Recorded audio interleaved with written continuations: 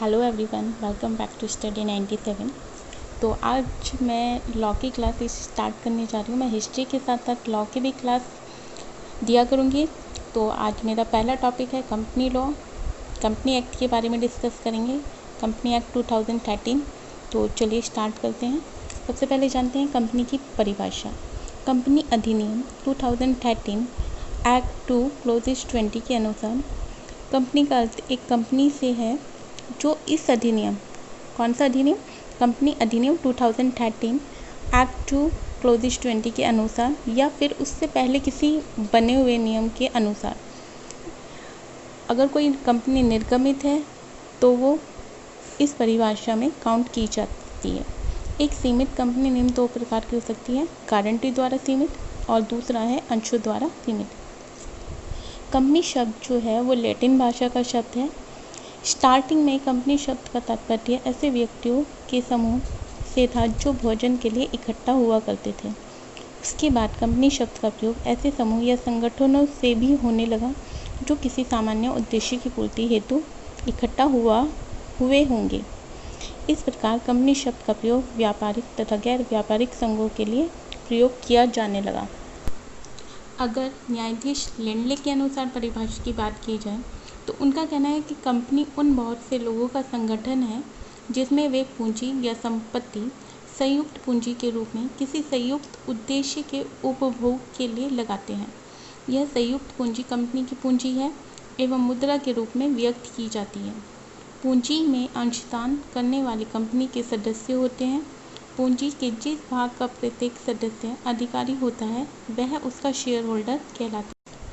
Professor हैनी के अनुसार कंपनी विधि द्वारा निर्मित एक कृत्रिम व्यक्ति है जिसका एक अलग तथा स्थायी व्यक्तित्व एवं सर्वमान्य मुद्रा यानी कॉमन सील होती है। तो दोनों ही परिभाषाओं को देखकर निष्कर्ष यह निकलता है कि जो कंपनी है वो कानून द्वारा निर्मित है और एक कृत्रिम व्यक्ति है, ना कि रियल व्यक्ति, जिसका समामेलन यानी इनकॉर्पोरेशन इस अधिनियम या पिछले किसी अधिनियम के अंतर्गत हुआ है, कंपनी अधिनियम के अंतर्गत हुआ है। उसका अपने सदस्यों से एक पृथक यानी अलग स्थायी अस्तित्व होता है। उसके सदस्यों का दायित्व सीमित होता है और उसकी एक सार्वभौम मुद्रा यानी कॉमन सील होती है। अब डिस्कस करते हैं कि कंपनी की प्रमुख विशेषताएं क्या होती हैं। पहला है पृथक वैधानिक अस्तित्व, दूसरा है शाश्वत उत्तराधिकार यानी परपेचुअल सक्सेशन, थर्ड सार्वभौम मुद्रा कॉमन सील, चौथा है सीमित दायित्व यानी लिमिटेड लायबिलिटी, फिफ्थ अंशों का हस्तांतरण यानी ट्रांसफरेबिलिटी ऑफ शेयर, नेक्स्ट है पृथक संपत्ति सेपरेट प्रॉपर्टी, नेक्स्ट मुकदमा करने की योग्यता होती है यानी कैपेसिटी टू सू, नेक्स्ट है ऐच्छिक एवं निर्गमित संस्था यानी वॉलंटरी एंड इनकॉर्पोरेटेड एसोसिएशन, और नेक्स्ट है कृत्रिम कानूनी व्यक्ति यानी आर्टिफिशियल लीगल पर्सन। आइए चलिए विस्तार से जानते हैं इनकी विशेषताएं के बारे में। तो पहला है पृथक वैधानिक अस्तित्व। इससे तात्पर्य है कि समामेलन के बाद कंपनी का अपने अंशधारियों यानी शेयर होल्डरों से अलग व्यक्तित्व होता है। उसे एक कृत्रिम व्यक्ति यानी आर्टिफिशियल पर्सनैलिटी के रूप में माना जाता है। यह वे सब कार्य कर सकती है जो एक सामान्य व्यक्ति कर सकता है, जैसे कि अनुबंध करना यानी कॉन्ट्रैक्ट, अपने नाम से व्यापार करना, बैंक में खाता खोलना और वाद दायर करना यानी केस को कोर्ट के सामने रखना या फिर कंपनी के विरुद्ध वादों को लड़ना। यदि कंपनी एक सदस्य के पास कंपनी के सारे अंश भी हों तो कानून की दृष्टि में कंपनी इसके सदस्यों से पृथक होती है। इस सिद्धांत का प्रतिपादन यानी इस सिद्धांत को जो डिफाइन किया है वो है Salomon and company limited 1897 AC 22 में हुआ था। प्रस्तुत वाद में सालोमन नामक एक चमड़े के व्यापारी ने अपना व्यापार 38,782 पाउंड में एक कंपनी को बेच दिया। कंपनी ने प्रतिफल के बदले 20,000 पाउंड के ऋण पत्र यानी डिबेंचर वो होता है कि जो एक तरह का प्रमाण पत्र होता है जो जानकारी देता है कि कंपनी निवेशक को निश्चित राशि देगी।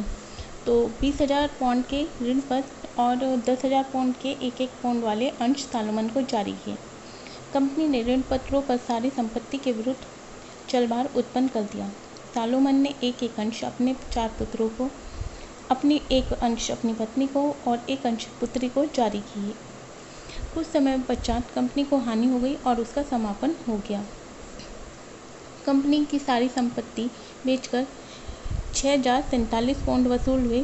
चूँकि सालोमन 20,000 पाउंड के बॉन्ड का धारक था और उसके पक्ष में कंपनी की सारी संपत्ति का चलभार उत्पन्न किया गया। उसने 6,043 पाउंड की संपत्ति पर अपने अधिकार का दावा किया। कंपनी ने अन्य ऋणदाताओं ने, जो कंपनी के और भी ऋणदाता थे, उन्होंने 6,043 पाउंड की संपत्ति को अपने ऋण पत्रों की पूर्ति के लिए डिमांड की, यानी मांग की।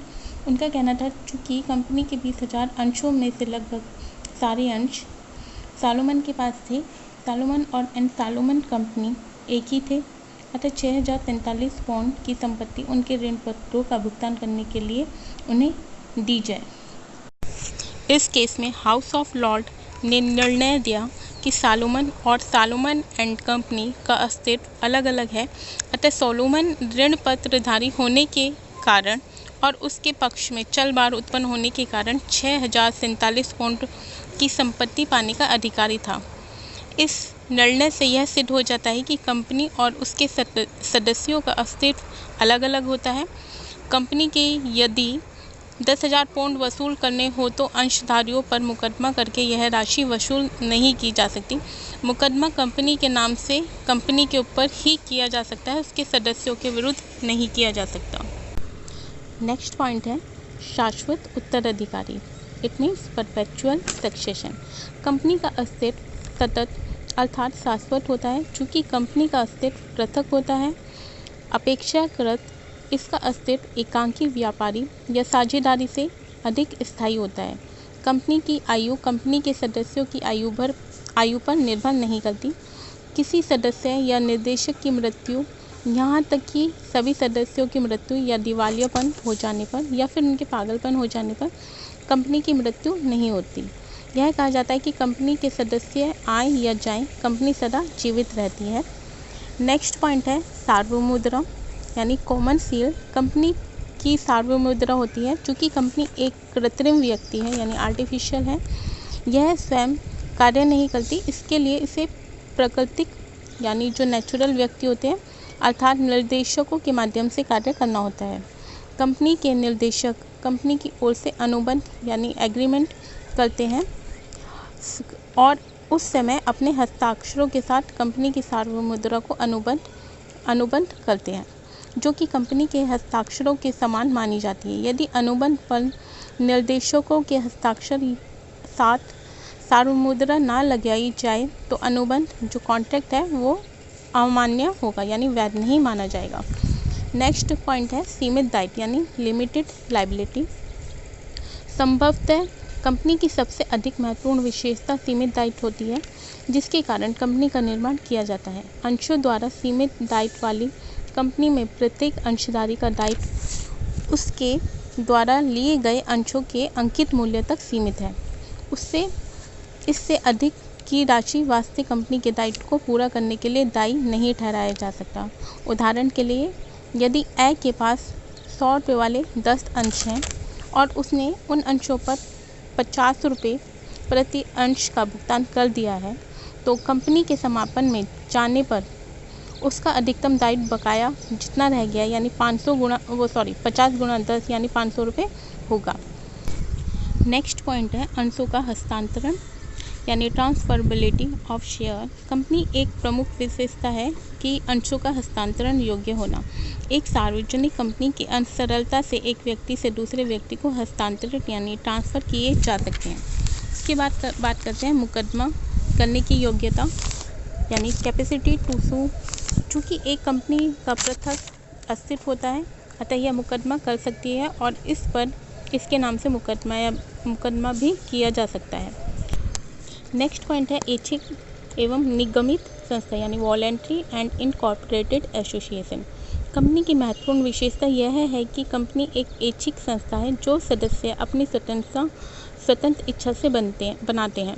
यह कानून द्वारा निगमित संस्था है। इसका समामेलन अधिनियम के अंतर्गत होता है। बगैर समामेलन के कंपनी का कोई अस्तित्व नहीं है और कानूनी रूप से उसे कंपनी नहीं कह सकते। नेक्स्ट पॉइंट है कृत्रिम कानूनी व्यक्ति यानी आर्टिफिशियल लीगल पर्सन। कंपनी का पंजीकरण हो जाने के बाद कंपनी एक कृत्रिम कानूनी व्यक्ति बन जाती है।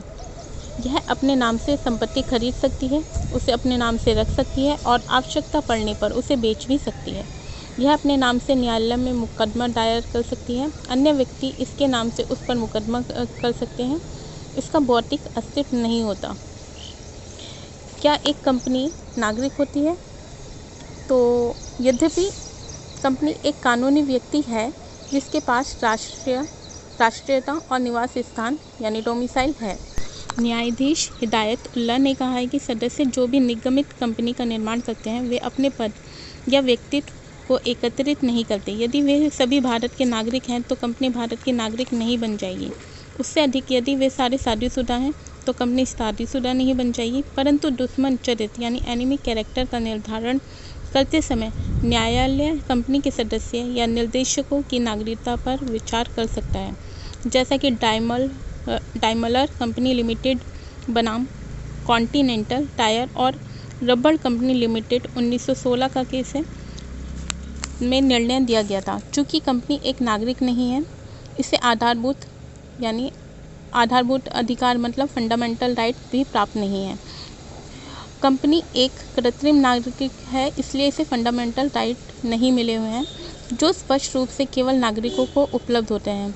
परंतु यह उन अधिकारों की मांग कर सकती है जो नागरिकों, गैर नागरिकों सभी को उपलब्ध यानी उदाहरण व्यापार या वाणिज्य करने की स्वतंत्रता को कम नहीं किया जा सकता। यद्यपि कंपनी एक नागरिक नहीं है तो तथापि इसके पास राष्ट्रीयता, निवास स्थान और घर है।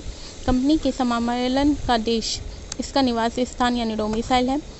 एक कंपनी उस स्थान पर रहती है जहां से इसके व्यवसाय का केंद्रीय नियंत्रण और प्रबंधन चलाया जाता है।